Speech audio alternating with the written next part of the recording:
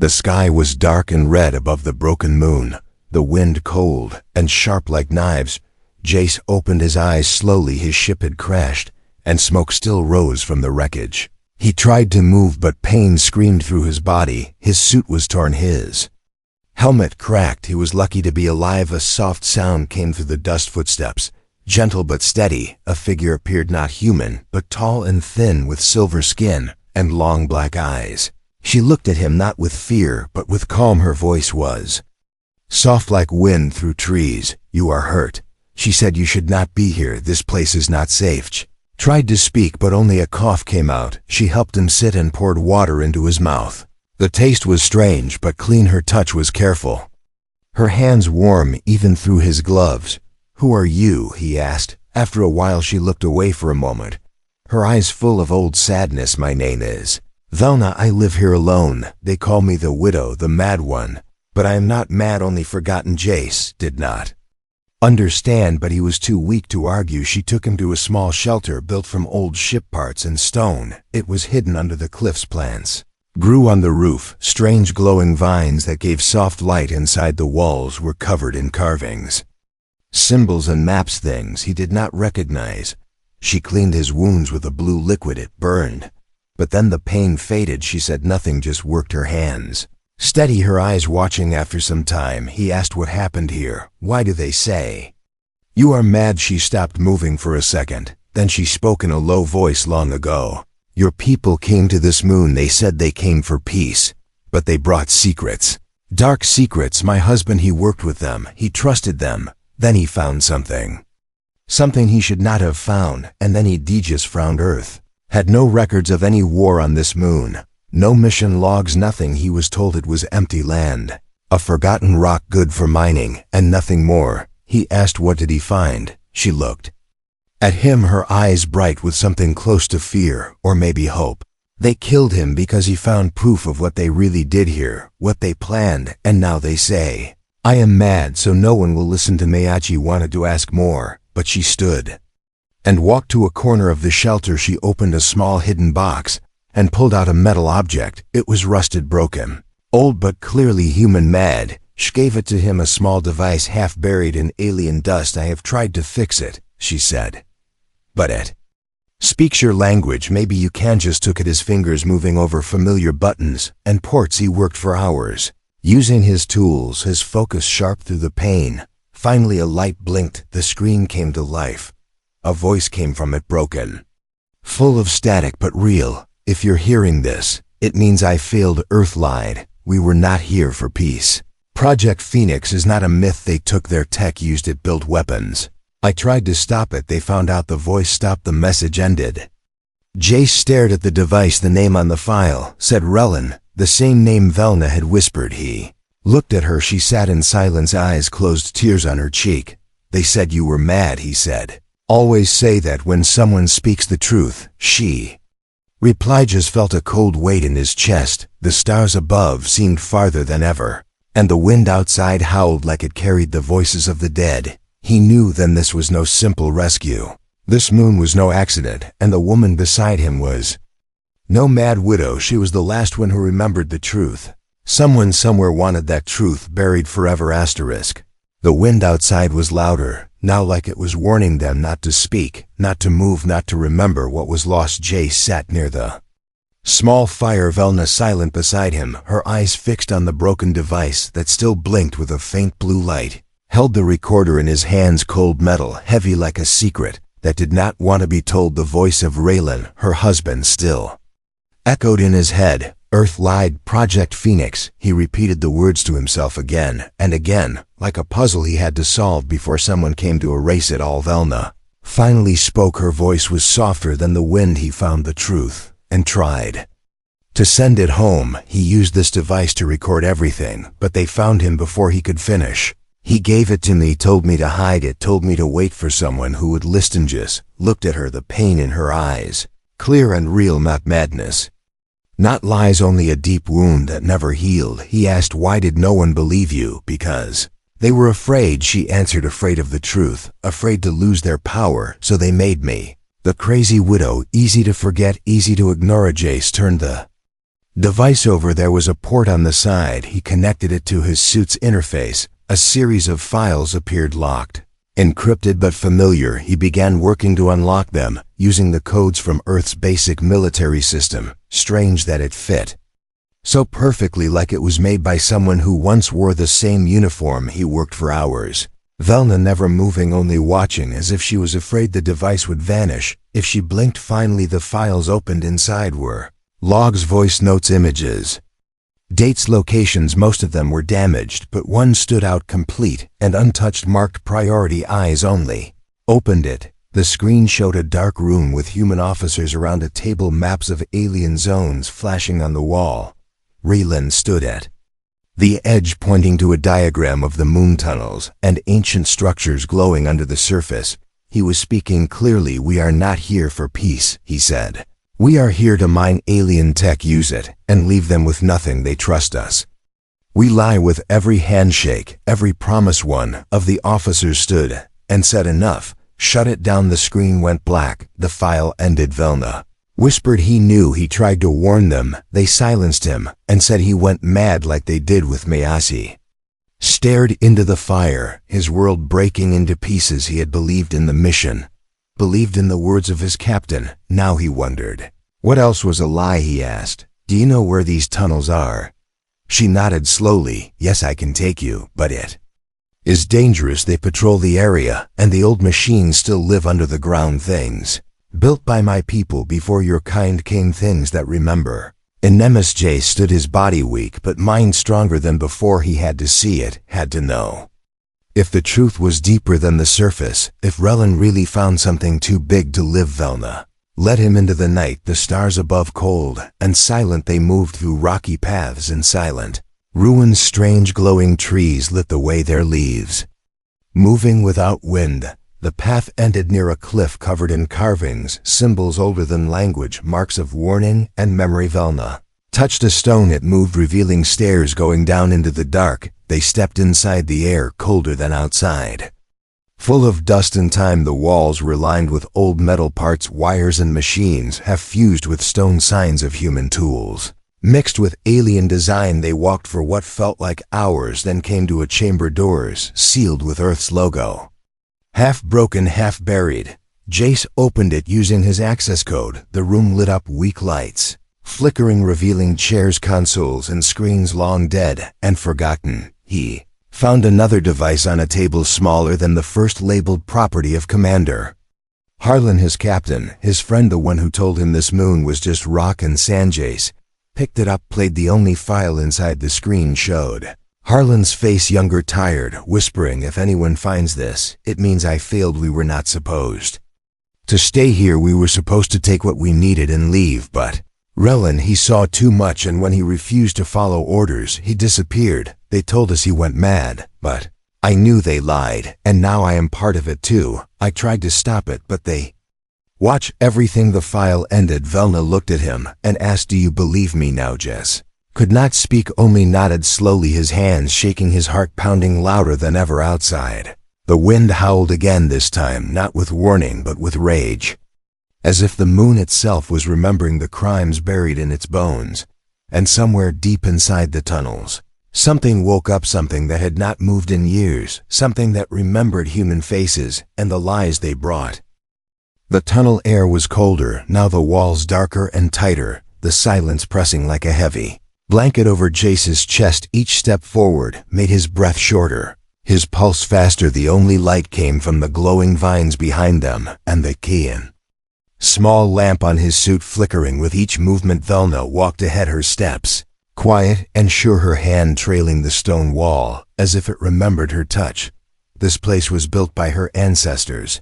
Long before humans came, it had once been a shelter, a sacred path. Now it was a graveyard full of broken machines and forgotten voice. Jace's hand touched a panel hidden in the wall, its shape too straight, too smooth to be alien. It was metal, cold and rusted, but still humming faintly with old power. He pressed it gently, and a section of the wall slid open. With a low grinding sound behind it was a long metal corridor lined with wires and pipes, Earth design mixed with alien stone. The air smelled of dust oil and old secrets. Velna said this is where he found it, where Relan saw what they were doing. They thought this place was hidden forever, but the stone remembers everything. Jess stepped inside the corridor, each footstep echoing like thunder. The walls had faded markings, Earth military code and alien warnings scratched over them like a battle of words and meanings, one voice trying to hide the other, but never fully winning. He saw a door at the end, bent and burned, as if someone had tried to seal it forever. He touched the panel. Beside it, it sparked once, then slid open, slowly revealing a chamber that looked more like a lab than a base. Broken screens scattered across the floor, chairs thrown aside, old blood dried on the walls and floors, and in the center a large console, still blinking, faintly red. Velna walked to it and placed her hand on the side, her fingers brushing the surface like greeting an old friend. This console was his, she whispered. He spent days here trying to decode their plans, to understand the full scope of what they had done to our people and to yours. Jace moved closer and activated the console, his suit's interface syncing with the old system. Files began to appear, old reports, video logs, encrypted blueprints of weapons unknown to him, and something labeled Project Phoenix Command Core Access. He opened it and saw a map not just of the moon, but of several planets, all marked with Earth symbols, arrows pointing to cities, bases, labs, all placed near native settlements, each marked as target. Acquired. Velna said they called it research, we called it invasion. They studied us, broke us, copied our technology, and planned to erase what they could not control. They used kind words, but their machines spoke only of Wargis's stomach turned. He had joined the mission to help build peace, to create bridges between worlds, not to find himself standing on bones and lies. His hand shook as he opened one of the video files. It showed a test room, bright and clean. Inside were alien children, scared and quiet behind glass. Soldiers watched. One pressed a button, and gas filled the chamber. The children cried, then fell, and the room went silent. Velna turned away, her hands clenched, her voice barely a whisper. He could not stay silent after that. He tried to send the proof to your leaders, but the signal was blocked, and then they came for him. Jace could feel his heart breaking piece by piece. This was more than one lie. This was a machine built to erase an entire history and replace it with Earth's version, polished, controlled, cold. He searched deeper into the files, found one marked final log. Relan appeared on the screen, his face bruised, his eyes tired. He spoke fast. They know I have the files. They are coming. I hid backups in the tunnel chamber. Alpha key is my name encrypted. I hope someone hears this someday. I hope Velna forgives me for leaving her alone. Screen went black. The console flickered, then powered down as if those words were the last strength it had left. Velna stood silent, her eyes closed, her face still, but her pain visible in every line, every breath. This was not madness. This was memory turned into chains. Knew he had to find that chamber, the Alpha chamber. If it still existed, it held the full truth, the kind that could not be ignored or explained away. It was the kind of truth that could burn down entire governments. He turned to Velna and said, we find it now before they find us, before they bury it again. She nodded and reached behind the console, pulling out an old map carved into a thin metal sheet. The path to Alpha was marked in glowing ink, a path that passed through the dead zone, an area no one entered, not even the machines. As they stepped out of the lab, the lights behind them faded one by one. The wind outside howled louder than before, and deep in the shadows, something began to move, not alive, not dead, only watching, waiting, ready to finish what was started so long ago.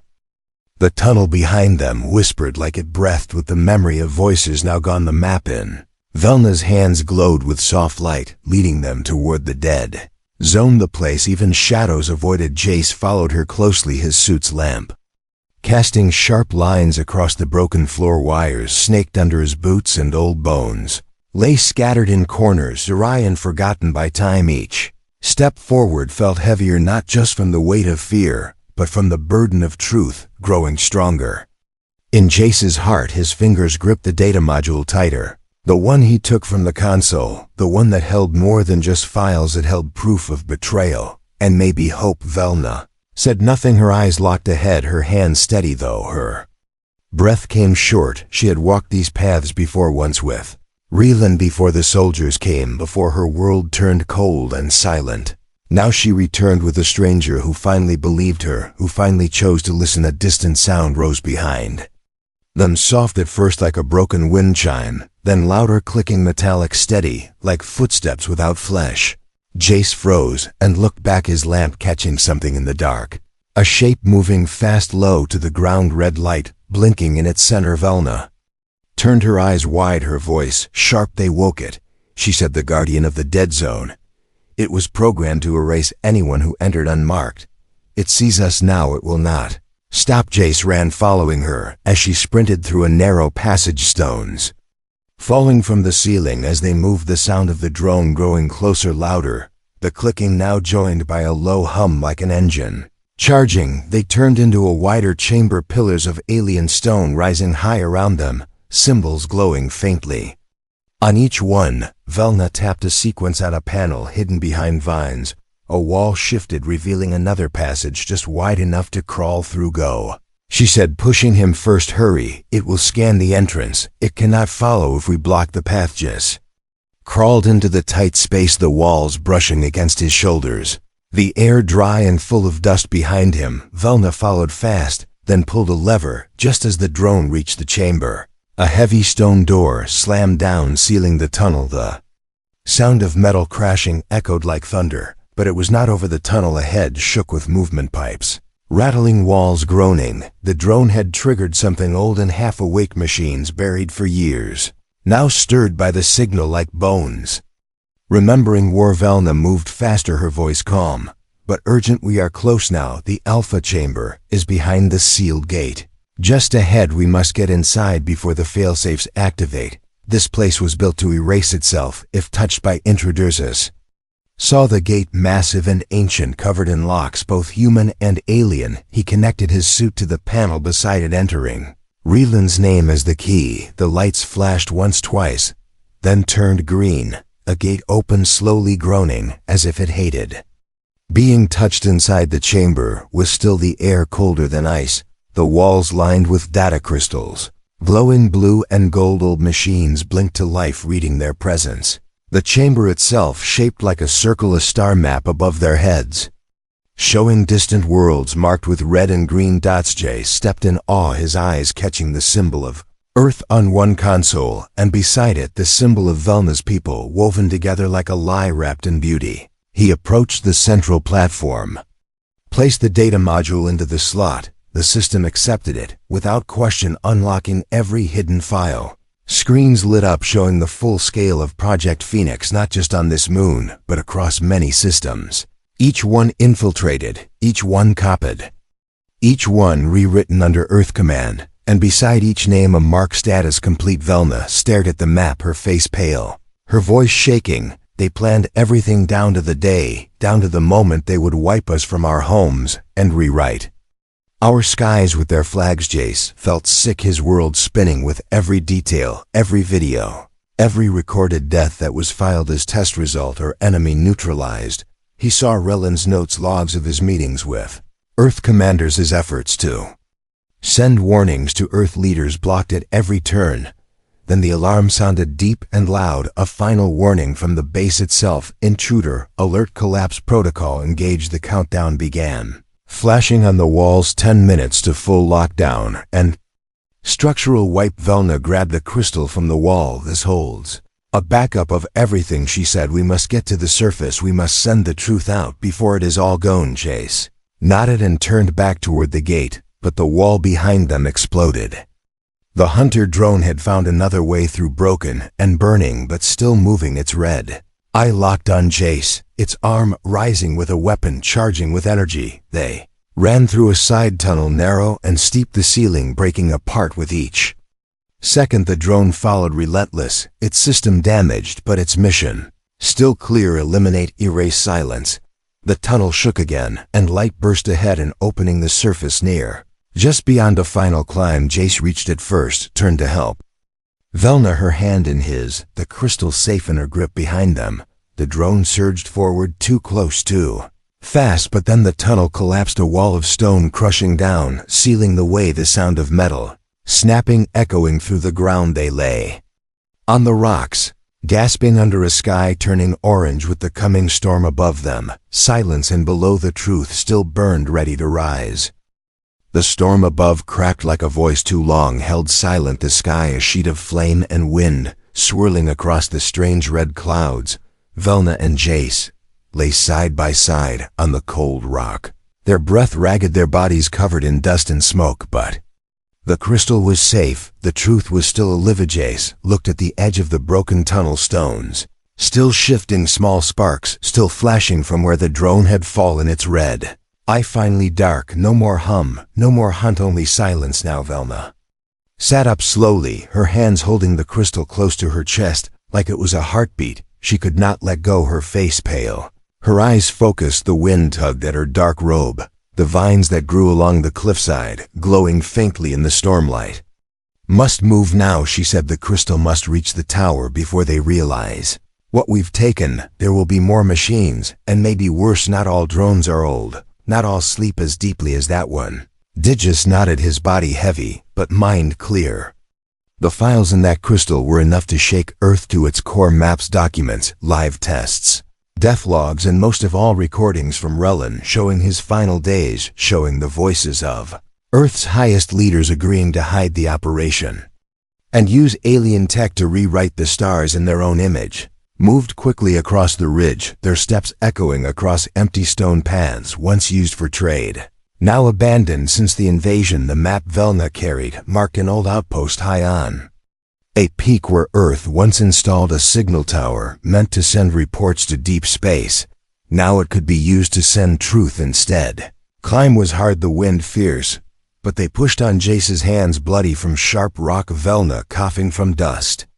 But neither stopped the fire in their hearts, stronger than pain. As they reached the top, the tower came into view, tall, thin, broken in some places, but still alive. Power lines, buzzing screens flickering just enough light to promise hope. Jace moved to the control station, tapping into its system, finding its core weak but functional, the uplink aligned with Earth's long-range relay net. He inserted the crystal. The tower's screen blinked once, twice, then turned blue. A symbol flashed, the ancient seal of Earth's first deep space command, slowly replaced by the Project Phoenix logo. Then the data began to upload, 1%, then 2. Velna stepped back, watching the sky, her hands trembling. The truth was rising, climbing past clouds, reaching satellites that had once silenced her people, now forced to speak their names. Jace checked the time. The full upload would take 5 minutes. Too long if they were being watched, and he knew they were. The system had already pinned multiple command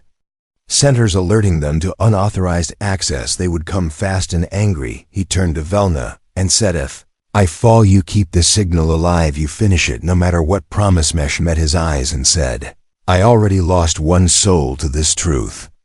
I will not lose another. We finish it together, or not at all." Screen showed 60%, then 80%, then a sound echoed from the cliffs.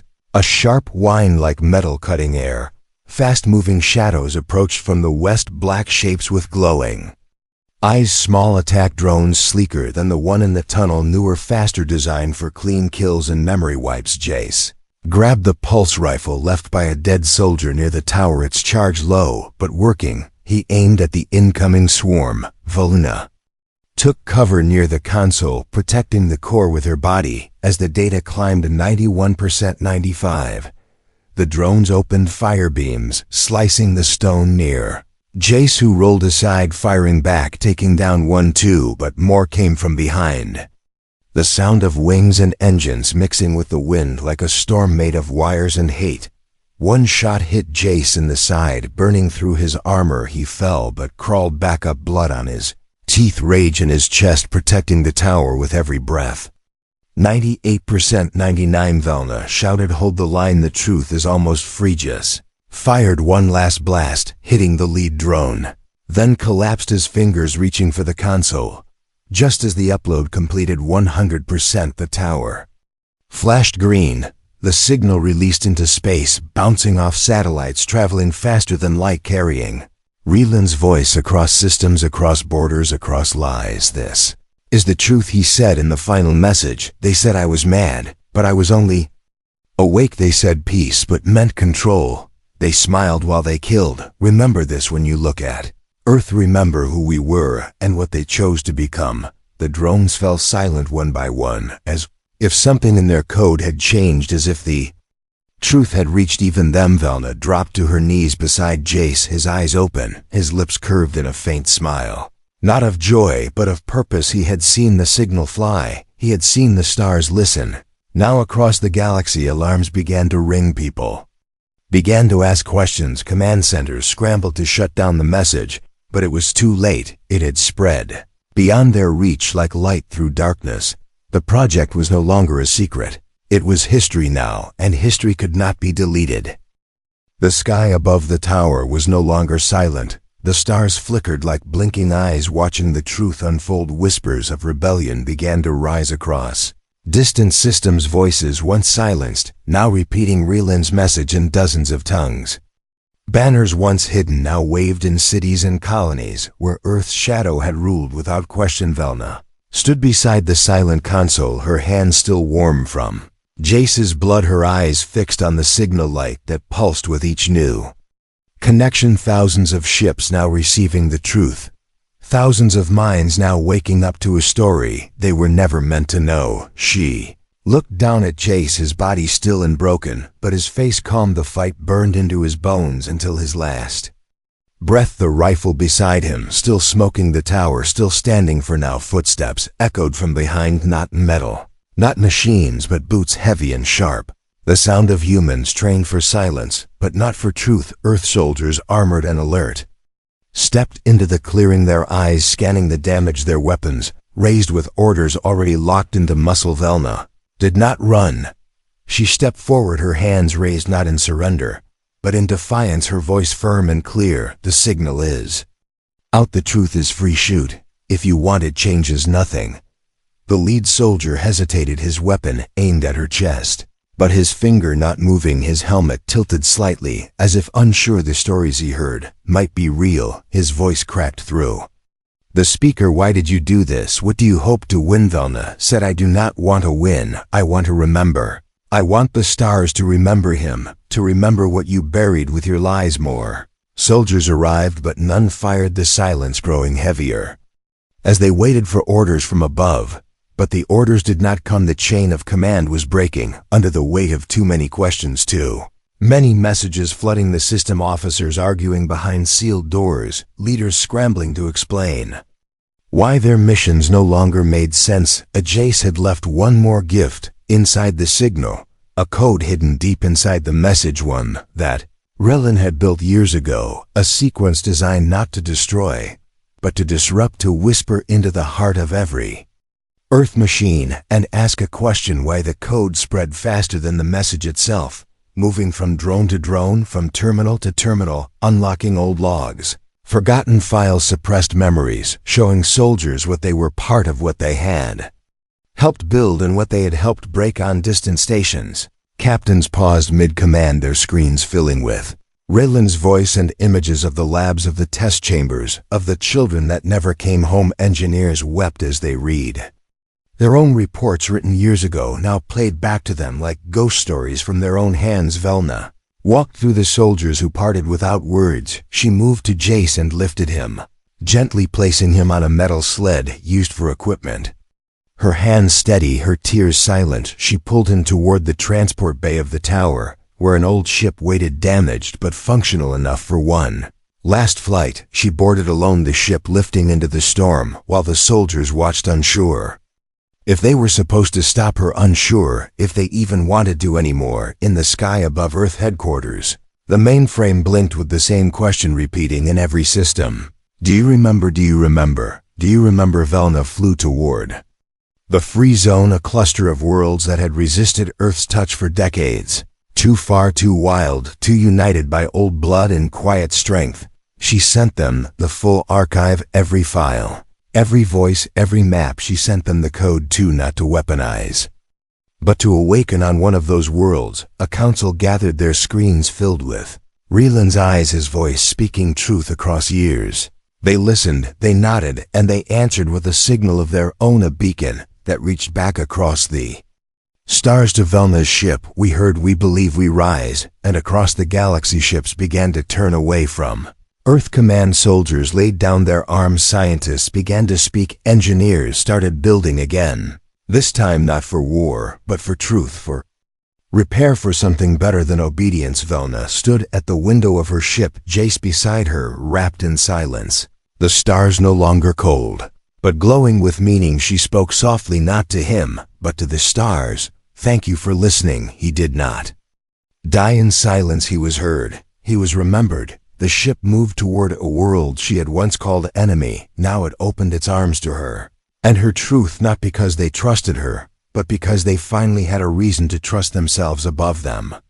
Earth Command began to fracture. Words like traitor and rebel filled the halls, but so did words like truth and freedom, and enough. The lie was out, and the story had changed. Somewhere deep in a bunker, another drone woke up, its eyes blinking, its orders erased, replaced by a simple phrase, the uprising code now active. Find the truth, protect the memory, remember the name. Asterisk. The stars above the free zone were brighter now, not because they had changed, but because eyes that once looked through orders now looked through truth. Ships once gray and silent now carried flags painted by hand, words written in dozens of languages, saying freedom, memory, justice. Velna stood at the heart of a new council chamber, carved from old stone, surrounded by voices that had once been kept apart, now brought together by shared pain, and the signal that started it all. Behind her stood a monument, not tall, not grand, just a small metal plate marked with two names, Relan the witness, Jace the listener. She had spoken for hours, telling them the full story, the story Earth had tried to erase, the chambers, the children, the broken moon, the drone that chased them through silence and smoke. She showed them the signal, she showed them Jace's final words.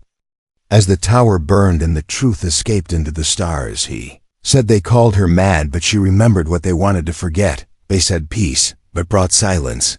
They said order, but built prisons. They taught fear and called it safety. Now we must unlearn or be lost. The council voted not with guns, not with power, but with unity. They would stand together. They would build a new net, one that could not be owned, one that could carry truth forever, protected by all and owned by none. Far across space, Earth Command was not silent. They saw the collapse. They saw the messages. They heard the voices in their own homes. People asking why, people leaving posts, people joining the others, not with bullets, but with silence, walking away, turning off the machines, walking toward memory inside the black citadel of Earth's final core. The old leaders watched the system reports fail, watched drone fleets drift without orders, watched officers erase files out of shame or fear or hope.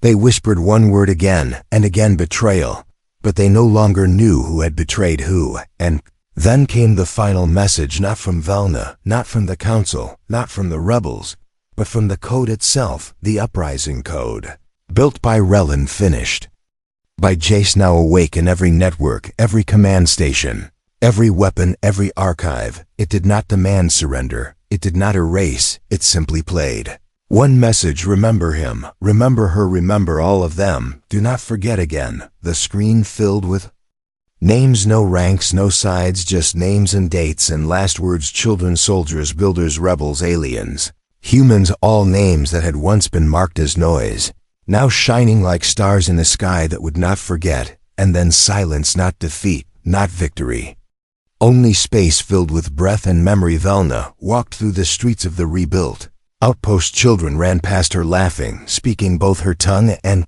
Earth's, their voices mixing without fear, their eyes open and bright. They carried no weapons, only questions and songs. They did not ask who won, they asked who listened, who stayed, who chose to remember. She sat by the fire that night alone, but not lonely. The stars above clear, the wind warm, her hands folded in her lap, the crystal still in her pocket, not to protect it, but to remind her that truth was not a weapon, it was a seed. A soft sound came from behind, and she turned to see a young girl holding a small recorder, old and dusty but whole. The girl said, I found it near the Ruins is this, yours. Velna smiled and took it gently, turning it over in her hands. The same model Jace had used, the one that first spoke. Reeland's voice, the one that carried the weight of a forgotten war. She pressed play and heard his voice again.